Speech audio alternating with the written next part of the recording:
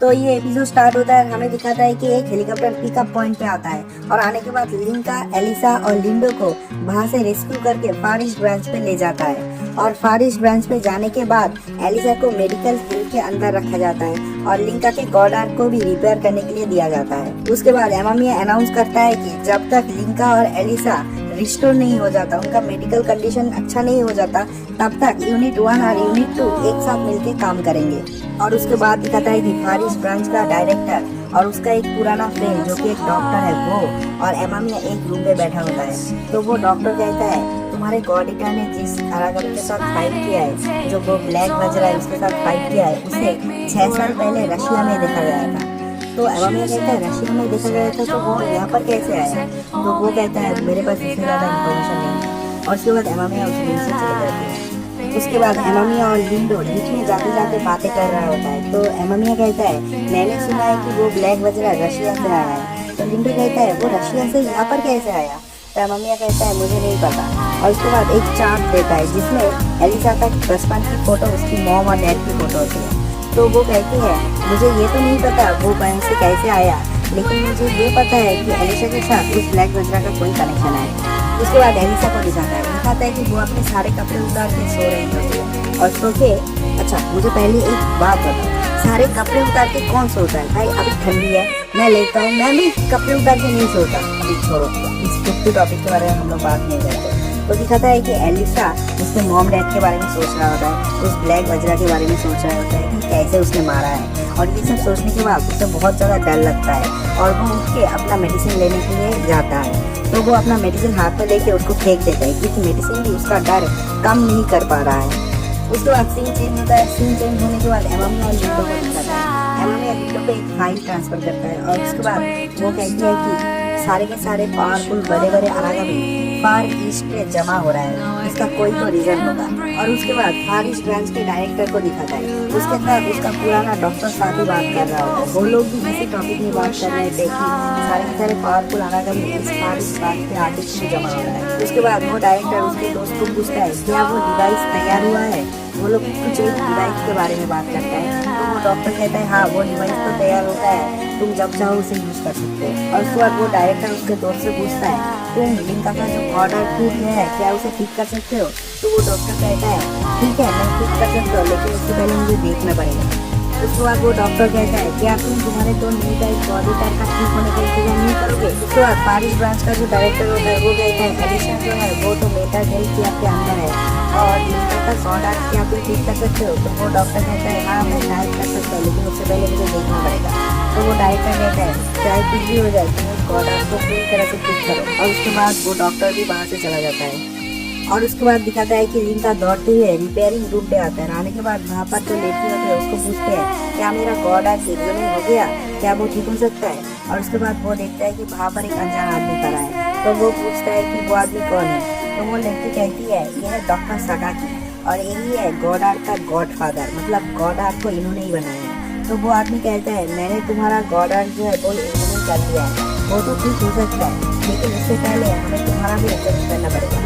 और उसके बाद लिंका का फुल बॉडी एग्जामिन होता है, चेकअप होता है और चेकअप होने के बाद जो रिजल्ट दिखता है जिसके बाद वो लोग भी शॉक हो जाते हैं। उसके बाद साफिया को दिखाया जाता है, दिखाता है कि वो शावर में नहा रही है। पहले बात तो मुझे ये बताओ कि इतना ज़्यादा न्यूडिटी क्यों है? स्टेटस में तो ऐसा कुछ नहीं दिखाता है, बस दिखाता है एक्शन फैंटेसी सुपर नेचुरल। छोड़ो, तो वो नहा रही होती है और नहाते हुए दीवार पे मुक्का मारती है और सोचती है कि उसके सामने कितने सारे लोग मारे गए और वो कुछ नहीं कर सका। और उसके बाद वो शावर लेके बाहर आती है। बाहर आने के बाद देखता है कि बाहर लिंडो है और उसके बाद साकुया लिंडो को थैंक्स कहता है लिंका और एलिसा को बचाने के लिए। तो लिंडो कहता है आज मेरा एक नया मिशन है और मैं उस मिशन पे जा रहा हूँ। और जाते जाते साकुया को कहता है अगर तुम्हें किसी चीज़ की परेशानी हो या फिर किसी के साथ बातें करना है तो लिंका के साथ बात करना। और ये कहीं वो वहाँ से चली जाती है। और उसके बाद वेपन्स रूम का एक सीन दिखाता है जहाँ पर सारे के सारे यूनिट 1 और यूनिट 2 के गॉडी पर अपने वेपन्स लेने के लिए आया हुआ है। और उसके बाद लिंका साफिया से कहता है बी केयरफुल। तो साफिया लिंका से कहता है लिंडो जो है वो तुम्हारे ऊपर बहुत ज़्यादा ट्रस्ट करता है। और उसके बाद वो लोग मिशन पे चले जाते हैं। और उसके बाद लिंका कंट्रोल रूम में आता है। आने के बाद एमामिया को कहता है अगर मैं यहाँ से देखूँ कि क्या हो रहा है तो कोई प्रॉब्लम नहीं है ना? तो एमामिया कुछ नहीं कहता और उसके बाद लिंका उसी रूम पे रह जाता है। और उसके बाद उन लोगों का मिशन स्टार्ट होता है। यूनिट 1 और यूनिट 2 के सारे गॉड ईटर एक स्टेडियम पे गया हुआ है और वहाँ पर जाके देखता है वहाँ पर 6-7 आरागामी है। तो यहाँ पर एमामिया को रिपोर्ट करता है कि वहाँ पर 6-7 आरागामी है और उसके बाद सब लोग उन आरागामी के साथ फाइट करने लग जाते हैं। वो लोग जब फाइट कर रहे होते हैं, एक आरागामी के पैर के वजन से वो स्टेडियम का ऊपर का हिस्सा कोलैप्स हो जाता है। सब लोग टूट कर उस स्टेडियम के अंदर चला जाता है। तो कंट्रोल रूम से एमामी और वो लड़की कहती है तुम लोग ठीक हो ना?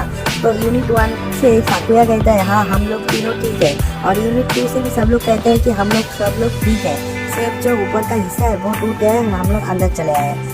और उसके बाद आवाज़ आता है बहुत सारे आरागामियों की। उन लोगों के चारों तरफ से आरागामियों का आवाज़ आता है। तो यहाँ पर लिंका और एमामिया कंट्रोल रूम में जितने सारे लोग थे सब लोग बहुत ज़्यादा डर जाते हैं और सोचते हैं कि बहुत सारे आरागामियों ने लोगों को घेर लिया। और साकुया भी यही रिपोर्ट देती है कि यहाँ पर लगता है चारों तरफ बहुत सारे आरागामी हैं और हम लोगों का बचना मुश्किल है। उसके बाद एमामिया भी बहुत ज़्यादा पैनिक हो जाती है और उसके बाद वो उन लोगों को ऑर्डर देता है कि तुम लोग ऊपर आने की कोशिश करो। तो उसके बाद लिंका कुछ सोचता है, सोचने के बाद कहता है कि तुम लोग ऊपर आने की कोशिश मत करो, तुम लोग अंडरग्राउंड सीधा चलते रहो। तो एमामिया लिंका को कहता है मेरे काम में इंटरफेयर मत करो। तो लिंका कहता है तुम इस तरह से किसी को भी बचा नहीं पाओगे। तो एमामिया आता है, लिंका का कॉलर पकड़ लेता है और उसमें कहता है कि तुम मेरे काम से दूर रहो। तो लिंका जोर जोर से चिल्ला के कहता है मैं सब लोगों को बचाना चाहता हूँ। और ये बात सुन लेती है वहाँ पर साकुया और साकुया सोचता है कि लिंडो की बात है, जो लिंडो इतना ज़्यादा भरोसा करता है लिंका के ऊपर। तो साकुया भी कहता है हम लोगों का ऊपर जाने का कोई रास्ता नहीं है। उसके बाद एमामिया कंट्रोल रूम की एक लड़की भी कहता है चलो लिंका को एक हेडफोन दो और उसके बाद उन लोगों को डायरेक्शन दो। उसके बाद लिंका कहता है कि तुम लोग सीधा चलते रहो तो तुम लोगों को कोई दीवार मिलेगा। तो उसके बाद उन लोगों को एक दीवार मिलता है। उसके बाद लिंका कहता है कि उस दीवार से चिपकते हुए सीधा चलते रहो। उसके बाद दो लोग भी दीवार से सीधा चलते रहते हैं और उसके बाद कहता है तुम लोगों को शायद कोई एग्जिट पॉइंट दिखेगा जिससे कि आरागामी अंदर आता है या फिर बाहर जाता है। उसके बाद उन लोगों को एक एग्जिट पॉइंट दिखता है। तो लिंका कहता है उस एग्जिट पॉइंट के अंदर चले जाओ और जल्दी जाओ क्योंकि तुम लोगों के पीछे बहुत सारे आरागामी आ रहा है। उसके बाद वो लोग उस वाटर वे और एग्जिट पॉइंट के अंदर घुस जाते हैं और घुस के थोड़ी देर चलने के बाद उन लोगों को लाइट दिखता है। तो लिंका कहता है अभी मेरा प्लान सुनो, 4 लोग सामने की तरफ जाके छुप जाओ और 2 लोग 2 साइड में रुक जाओ। तो वो लोग कहता है कि तुम्हारा प्लान क्या है? तो एमामिया भी कहता है तुम्हारा प्लान क्या है? लिंका कहता है अगर हम लोग छुपे रहे तो हम लोग कभी भी जिंदा नहीं बच पाएंगे, हमें इन लोगों को मारना पड़ेगा। और उसके बाद 4 लोग सामने की तरफ चले जाते हैं और 2 लोग 2 साइड में छुप जाते हैं। और उसके बाद आरागामियों का झुंड वहाँ से जा रहा होता है उन लोगों को ढूंढने के लिए पीछे पीछे। तो वो जब आरागामियों का झुंड उन लोगों को पार करके चला जाता है तो लिंका कहता है अभी पीछे के 2 निकलो और निकल के गोली चलाओ पीछे से।